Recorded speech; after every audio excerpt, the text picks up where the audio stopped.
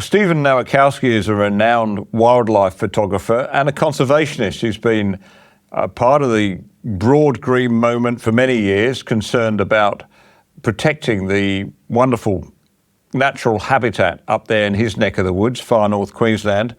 And he's been onto this renewable energy disaster from the start. Steve joins me now from Far North Queensland. Steve, welcome to Reality Bites. There is so much of this going on in North Queensland. There are sites that have already been destroyed. Much bushland has been swept away. Native wildlife habitat has been cleared. Hillsides have been bulldozed. We've seen that. You've helped by providing some of that footage. Do you think that people are waking up to this now, or is it still a lonely battle? It's been a real slow burn, Nick. It's been hard to showcase what is going on in regional Queensland, but I think the message is finally getting through, and the message is that there are consequences with 100% renewables. It's not an industry that sits lightly on the landscape. It's quite a brutal industry on the landscape. And I think with the footage that's now getting out there, showing people what's involved in renewables, I think people are starting to now take heed and understand the scale. So, for example, we've calculated now here at Rainforest Reserves, there's around 4,000, just over 4,000 kilometres of brand new roads that will need to be pushed through forests to facilitate the rollout of renewables that are in the pipeline at the moment.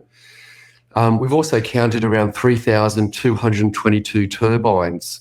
If all the projects came to fruition and were approved, we're looking at 3,200 turbines along the Great Dividing Range of Queensland. I think people are now understanding that Queensland isn't a place of high wind resources. We don't have high wind like other states, Victoria, Tasmania, South Australia. So what has to happen here in Queensland is the wind industry needs to try to find elevated areas, places of high elevation, and that's naturally our Great Dividing Range. And it's those areas that are being targeted by the wind industry. And I think people are now realising it's the Great Dividing Range that is under threat by this mass industrialisation of wind farms. 4,000 kilometres of road, and I think it's worth emphasising this, Steve. I think the companies that do this sort of damage would call these access tracks. That's misleading. They are heavy-duty roads. They have to be, don't they, to carry the weight of the concrete trucks and the vehicles carrying the turbines themselves. They are wide. You'll be able to tell me in a minute how wide they are. They need to be, again, because you've got these great long vehicles carrying turbine blades up to, 100 metres long. So they've got to have room to manoeuvre. 4,000 kilometres of what would be probably a pretty solid road if you built it for the community. This is just destruction on a massive scale, isn't it? Yeah, it's epic and it's massive. And this is the message that we're trying to communicate with Australians and with Queenslanders, that there is an epic price to pay, a really big price to pay for this 100% renewable target. And there's a really big spatial footprint and it's massive. So, for example, we've also calculated that there is now just over 60,000 hectares of classified remnant forests to be cleared for the projects that are in the pipeline. Now, these are projects that haven't been approved yet, but they're in the pipeline. They've been submitted to either council or state government or the federal government. So it's a tremendous amount of land to be cleared. And when we're talking about, trying to reduce our carbon emissions, this is a complete oxymoron to say that we're going to clear so much land to try to reduce our emissions. We actually need forests to combat climate change. So there's been a struggle to try to communicate this message, but however, we do know that conservation groups in Queensland are starting to wake up. And that's because regional communities are being impacted upon, and regional communities are going to the local conservation councils or conservation groups saying, what are you doing about these mountains, out in the back area here, these remnant forests? What are these conservation groups doing to protect these precious ridgelines and remnant forests from being blasted out by TNT for these haulage roads? And like you just mentioned, these haulage roads are between 20 to 70 metres wide, depending on how much cut and fill is required. So these conservation groups are now under the pump. It's their own constituents that are now questioning the conservation groups. What are you doing to try to save these forests? So that's what I'm seeing here in Queensland. So the conservation groups are now being pressured to protect forests from inappropriate renewable projects. So it's quite an interesting place in history to be, where we're seeing conservation groups being pushed by regional communities and so forth. Yeah. Well, Clark Creek is one of the projects that you've been opposing, been fighting against. You've been there, you've seen that area, you've seen the koala and other wildlife for yourself. We've got some exclusive footage which we've just obtained of the current state of that site. I think you can see it on your screen now. Work well underway. I think they've got 10 or so turbines up already. Just describe that image you're seeing on the screen now for the first time. What's going on? What's happening to that landscape? So what's happening there is, this is high elevation land. It's the Great Dividing Range. It's a place where the native forests have remained because of its inaccessibility. So all the country to the east and the west has been cleared for cattle grazing. So that is all land that's been cleared. It's being used for cattle grazing. But this country here is land that hasn't been cleared. So what we've got now is the industrialisation of this mountain range. And this is only a very, very small part of it. This Clark Creek wind farm will have 195 turbines. So I'll say that again, 195 turbines. What we're seeing here is a very small part of that. This is only stage one. So you can see those blades there. I think they're around 89 metres long, to give you a sense of scale. And you can sort of see a bit of clearing off in the distance. They're the transmission lines. Each turbine will need to be connected by overhead transmission infrastructure. So that involves more clearing. And this is great koala habitat. So koalas have been impacted to the east and the west because, like I just said, that land has been cleared mostly for cattle. Koalas, there's a good population of koalas and greater gliders here on these rangelands, on the high elevation hilltops and mountain tops. And it's now these areas that are being targeted by the wind industry. So as you can see, a whole network of new roads. As you can see here, there's no sediment control, there's no erosion control. So primary producers in Queensland are heavily regulated with reef regulation. So they need to control their runoff off their properties. Whereas this particular company, this is WindLab, the proponent for this company, this is a Twiggy Forest project, they're exempt from the reef regulations. So they can cut the tops of these mountains, cut through hillsides, and not have any sediment control or erosion control. So they're getting away with things that even you can't do in the mining industry or the agricultural indry. So you've got so to give you a sense of scale, those blades are 89 metres. So so with this particular project, this one, 1,513 hectares is being cleared for this project. And those massive pads we saw where they're putting up these towers, there is tons and tons of concrete, of course, poured into that. But I think people don't appreciate quite how big those pads have to be. Because you're not just having to build a great area for the turbine itself, you've got to build an area next to it to position the crane. So it's a massive area, isn't it, when That's you're right. down on the ground there? Steve, you follow the wildlife story up there.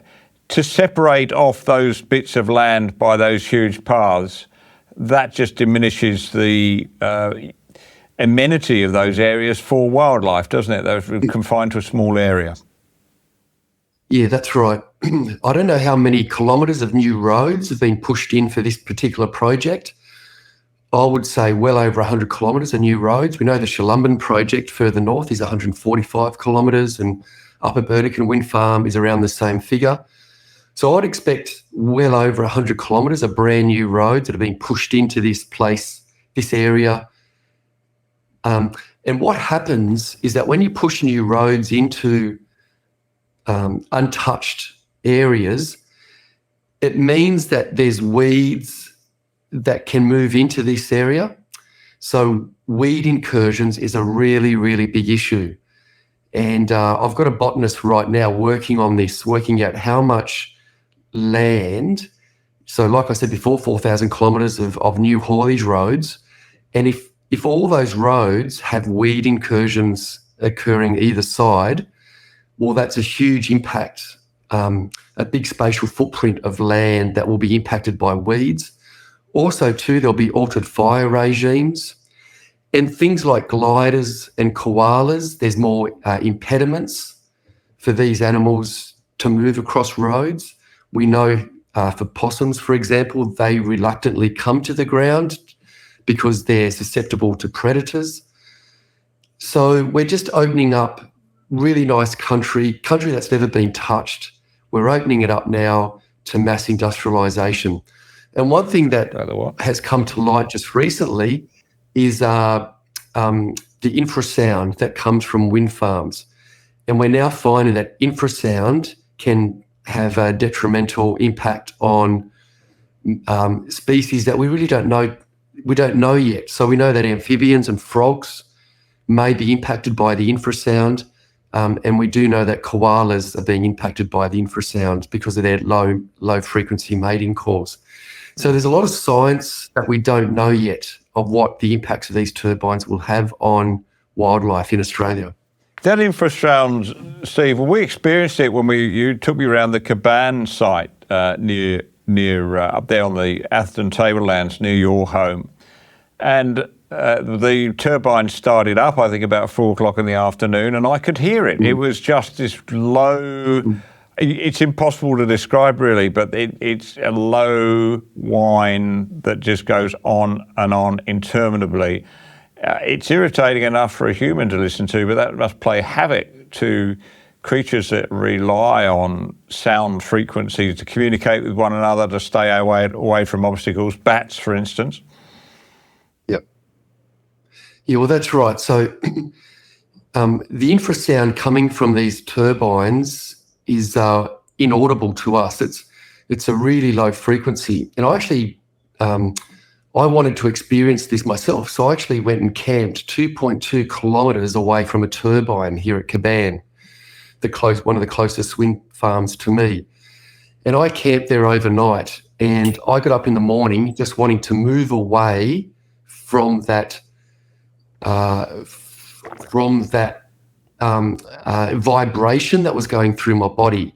It's not necessarily a sound, it's a vibration that penetrates right through your body. And that's how it feels. And what it is, it's the magnetic turbine. It's the generator inside the turbine that is generating that infrasound. It's a very low frequency. Mind you, that sound actually increases over time as those nacelles, they're called nacelles, those centre turbines, the centre gearbox, they actually increase in sound over time as they wear out. Yeah, so it's a frequency that is highly annoying. It's a frequency that penetrates through your body, and we don't know how that will play out with Australia's fauna. All this science is unknown to us. We don't know what impacts that's going to play on Australian wildlife. But I sure know that when I was when I camped near the turbines, it was a very, very it was a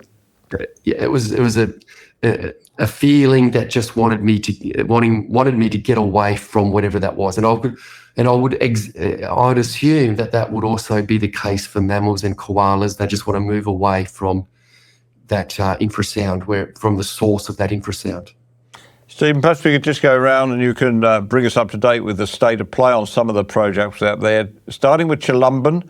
Chilumban, right there on the Atherton tablelands, beautiful dry tropical forest, hemmed in by 2 World Heritage protected areas, UNESCO protected areas, the most inappropriate place you can imagine to put an industrial development of this kind. That's been on the Minister Plibersek's desk now for a while. She's twice delayed the decision. She said she'd come back to it in April. I could be wrong on that. But what is the latest? And do you think the fact that she's delaying the decision shows that she's having trouble calling this one? That's right. Yeah, she keeps delaying the decision because we've pushed pretty hard. The community up here has pushed very hard against this inappropriate project. And so what has happened is that the proponent, this is Korea Zinc. So Korea Zinc are the developers of this project. They've reduced the number of turbines from 94 turbines down to 50-something turbines to try to make it seem that there's less impact, there'll be less impact on wildlife. They've moved a few turbines around from some sensitive areas. The problem is that they still don't have social licence. There was over 900 submissions to the Federal Environment Minister opposing this project. So she's really caught in this. She's caught between this rock and a hard place where you've got the federal government that is committed to net zero, so they need to be seen to be approving these projects as fast as possible. And then you've got this project that's in a completely inappropriate area that cannot gain social licence. And she's delaying it and delaying it. So it's going to be very interesting to see how this project plays out. Moa Creek down there near Rockhampton, near the Stanwell Power Station, That's right. You and I flew over that area by helicopter, and I was just... It just took my breath away when you see this marvellous bit of high country, inaccessible by foot pretty much, so completely unspoilt. That's been approved by the Queensland government. Where's it at though in the broader approval process? Yeah, well, that is with Minister Plibersek at the moment.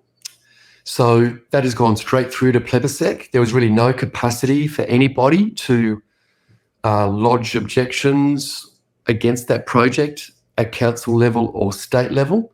It's gone to federal level. It's now what they call a controlled action, because it will have impact on koalas and species that are threatened, vulnerable or endangered. So that's sitting with Plibersek right now. But you and I flew over that Moa Creek project, and what you saw there is one of many. There's 80 or 90 of those projects up the Great Dividing Range of Queensland. And Moa Creek from the air looks spectacular, but so does Moonlight Range, Boulder Creek, Mount Hopeful, Upper Burdekin, Mount Fox Energy Park. All those places are of the same calibre as Moa Creek. They are places that are very inaccessible. And in fact, some of those areas, like you said, you couldn't even walk up there, so they're so steep and rugged. And so there's so many places like that, and many of these projects are now in the hands of Plibersek. And there really is no ability for anybody to submit information to Plibersek on these decisions. So, for example, we've just realised we had a scientist that has done a bit of work on this infrasound and the impact on koalas. But that data, we cannot get that to Plibersek. There is no capacity for us to get that information to Plibersek. It's really gone to her, and she'll assess what the ecology reports that were financed by the developer, and she'll make a decision on that. Just yeah. Well, Steve, keep fighting up there. I might just, you mentioned Rainforest Reserves, the charity of which you belong or are Yes. part of. We've done this before, but let's do it once again. If people want to support the cause, want to support all the work that you're doing for free out of your love for that countryside, they can do that through Rainforest Reserves. They can make a tax-deductible donation, right? Where do they find that? That's right. Yes, that's right. Yeah, so we're a registered charity, and as far as we know, we're really the only conservation group that is really pushing back against some of these projects. And because we don't have any funding coming in from any state government departments or federal government, we're not beholden to anybody, and our primary source of income is donations from members of the public. And we're actually getting a lot of donations from community groups that are being impacted upon, and that just gives us the ability to keep fighting for places like Moa Creek and Clark Creek and Sholumbin and for places that have escaped industrialisation so far. Yep. Stephen Nowakowski, thank you for joining us on Reality Bites. I wish you all the very best with the campaign. We'll be keeping in touch regularly. Thank you. Yes, thanks, Mitch. Well, thanks for having me. Thank you. Thank you.